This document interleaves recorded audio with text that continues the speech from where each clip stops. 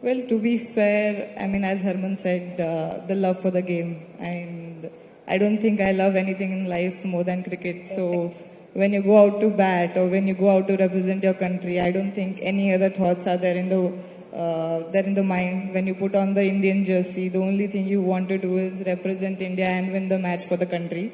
And and yeah, I mean, the biggest motivation is that when you put on the jersey and the India is written. I mean, I always tell everyone that once you put on the jersey, you just keep all your problems Everything aside else. and just be on the field because you have a responsibility and you are one of 2 billion people who are representing your country. And I mean, just the thought of that is enough for you to have that razor sharp focus and do what you want to do. Beautiful. Wow. Spoken like an athlete, a champion athlete. Acha, tell me now, women are made differently, okay?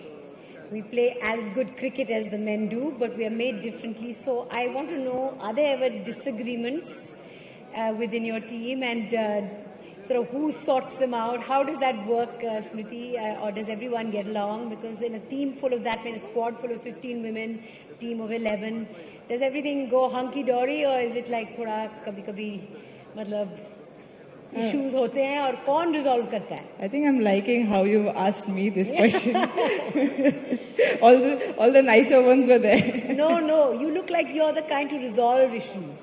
That's my impression of you. Well, I think firstly, I don't look at it as issues because everyone is wanting to win the game for the country and everyone has their own opinion how will we win the game for the country.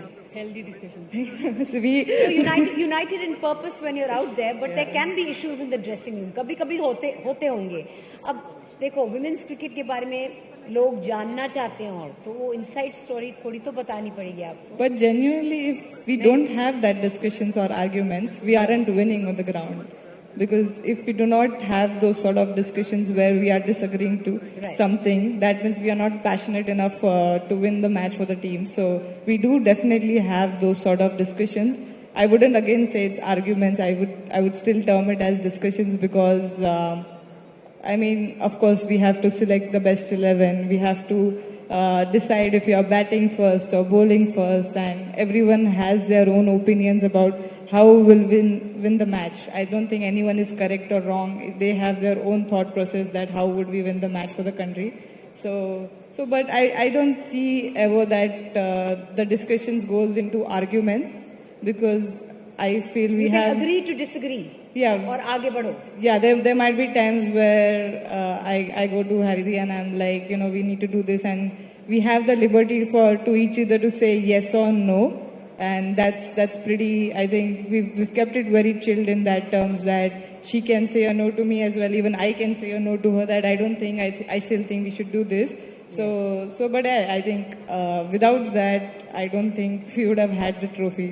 Of course, without the passion, I mean, with passion comes disagreements and opinions, and it's nice to sort of manage it that way, navigate it that way. Now, sitting in our audience are thousands of entrepreneurs, literally thousands of entrepreneurs, people dealing with pressure, with their own uncertainties, setbacks, and defining moments of their own. What's the one principle from your journey, you know, connected with the sport that applies to business as much as it does to sport? This question is for the both of you.